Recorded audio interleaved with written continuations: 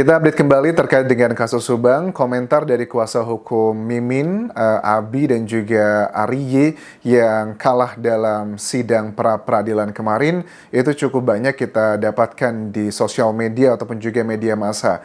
Tentunya adalah hal yang wajar yang namanya kuasa hukum. Secara undang-undang memang profesinya diperbolehkan untuk membela kliennya, walaupun kliennya sudah terbukti bersalah.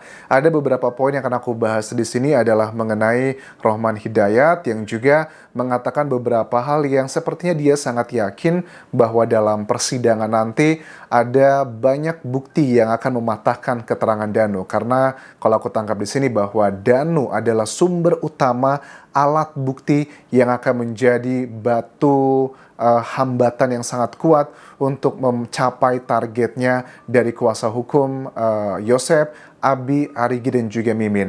Poin pertama yang dikatakan di sini adalah dalam sidang pra-peradilan kemarin, sehebat apapun upaya kami menghadirkan bukti, kami sudah mentok di pra-peradilan tersebut. Sebenarnya entah ada sebuah kayak sinisme gitu kepada sidang atau hakim di sidang pra-peradilan, karena ada salah satu statement dikatakan bahwa biasanya memang begitu kalau pra-peradilan itu selalu kalah melawan dengan penyidik. Tetapi kan tidak seperti itu, banyak juga kok kasus-kasus yang memang kalau dinilai dalam sidang pra-peradilan tersebut penyidiknya itu belum lengkap dengan dua alat buktinya belum kuat, ya pasti juga akan menang.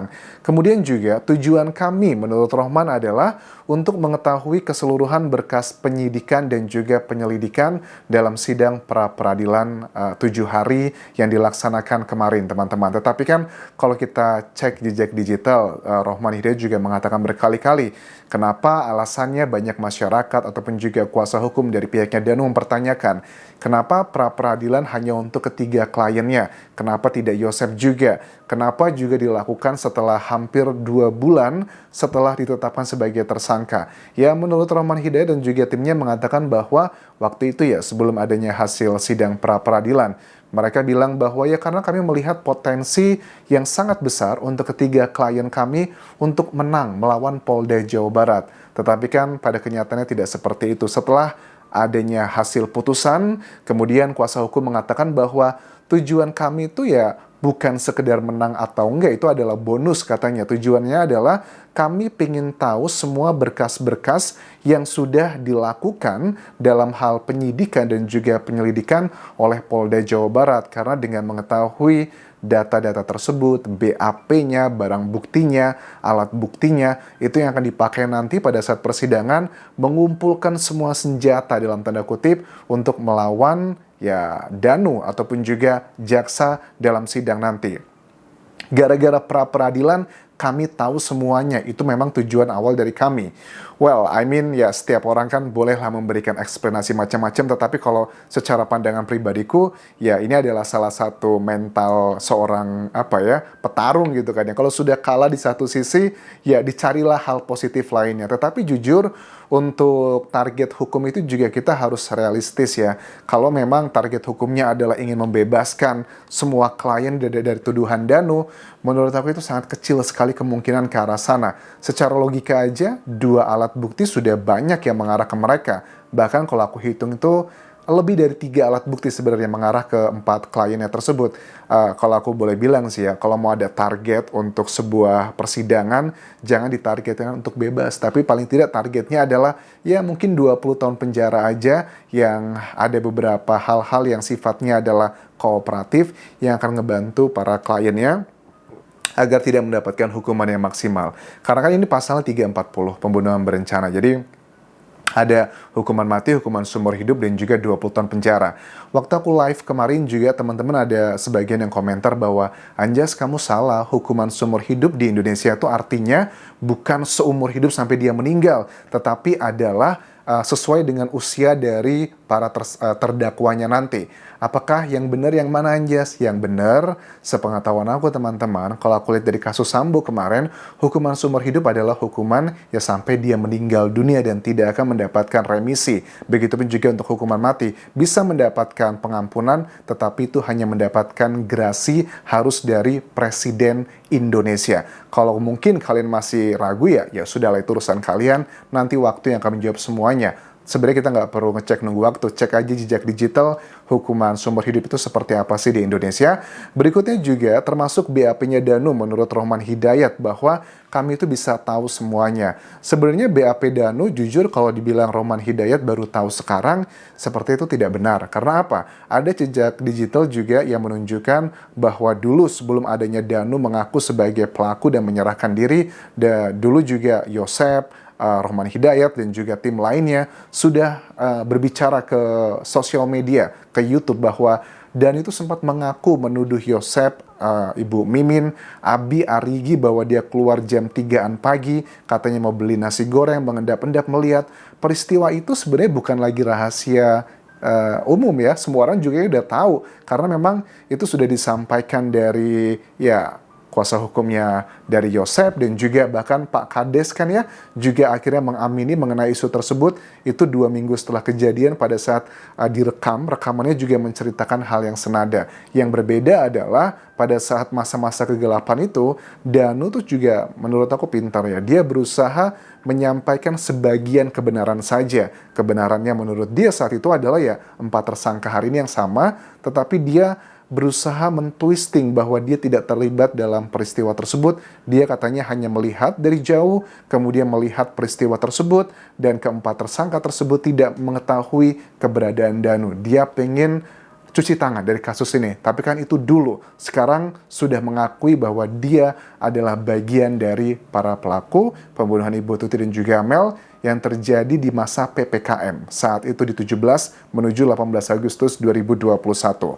Dan dikabulkan atau ditolak itu hanya bonus menurut Rohman Hidayat. Menurut aku ini tidak seperti itu. Karena apa? Ada kan kalian lihat liveku beberapa detailnya. Salah satu hal yang disampaikan adalah pada saat Arigi itu sedang live ya di sebuah YouTube channel, partnernya bilang begini, wah nanti Arigi kalau kamu menang pra-peradilan beberapa hari atau 2 hari sebelum keputusan kemarin pra-peradilan, itu kan nanti kamu bakal dapat uang tuh dari pra-peradilan. Karena kan memang salah satu konsekuensi pada saat para tersangka menang, pertama ya mereka akan terbebas dari status tersangka. Kedua adalah para tersangka bisa menuntut Polda Jawa Barat dengan uang berapapun nilainya.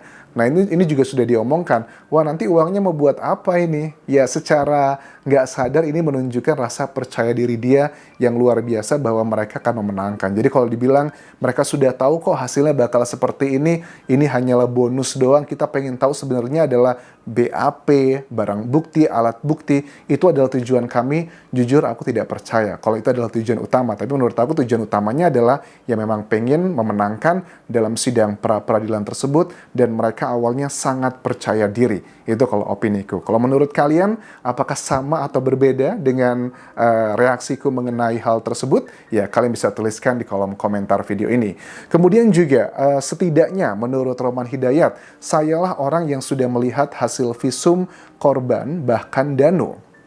Oke, mengenai hasil visum ini sebenarnya bukan hal yang mungkin ya kalau dibilang nggak ada yang tahu juga nggak juga sih. Karena kan kayak foto-fotonya Bu Tuti itu udah banyak tersebar kemana-mana ya. Foto-fotonya Amel pun juga sudah banyak tersebar. Bahkan juga untuk masalah visumnya Danu yang dilakukan oleh Dr. Hastri, pada saat Dr. Hastri juga melakukan uji forensik ya untuk kedua korban setelah 40 hari peristiwa tersebut.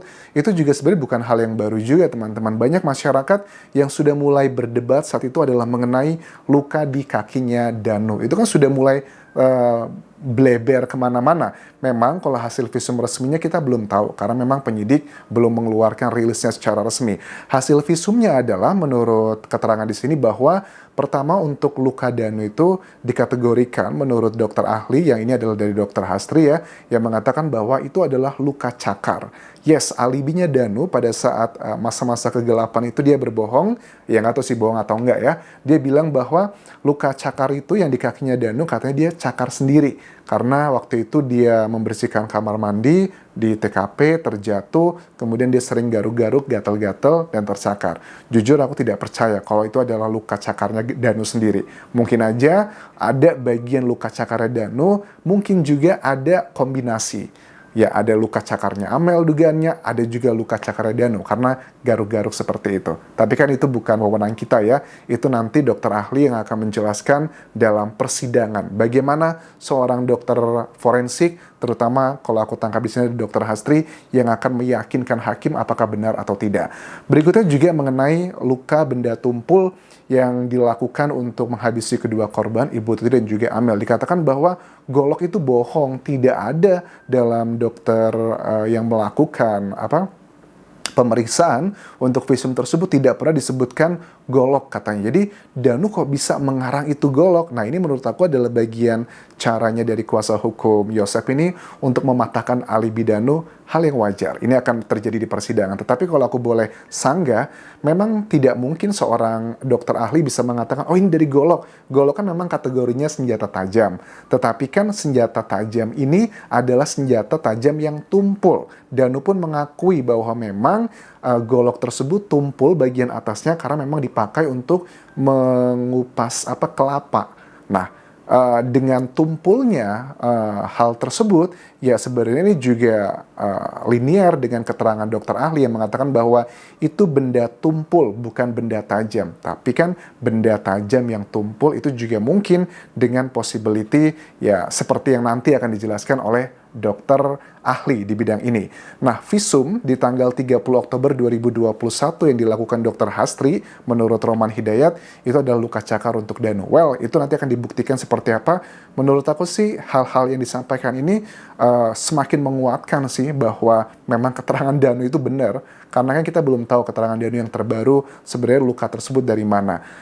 Untuk Bu Mimin yang menurut aku juga masih bisa menyaksikan tayangan ini, menurut aku sih ya lebih langkahnya kooperatif aja ya. Definisi kooperatif tuh tidak hanya sekedar lapor diri, tapi melakukan ya pengakuan-pengakuan. Ya mungkin semua orang bisa melakukan kebohongan dengan apapun, tapi tanyalah sama hati kita. Karena menurut aku kalau memang mereka targetnya ingin mendapatkan hukuman bebas, kayaknya sangat kecil banget. Tapi menurut aku, hitung-hitungan di atas kertas, kalau target untuk Abi dan juga Arigi terutama, kalau mereka tetap kekeh dengan tidak pengakuannya mereka, tapi alat bukti banyak yang merujuk ke mereka, kemungkinan besar mereka akan mendapatkan dugaanku adalah seumur hidup. Tetapi kalau mereka bisa mendapatkan melakukan perilaku yang kooperatif, menurut aku mereka bisa mendapatkan hukuman yang angka sih. Itu adalah prediksi gue teman-teman. Tetapi ya kita lihat nanti, itu kan tergantung hakim pada saat memutuskan nanti.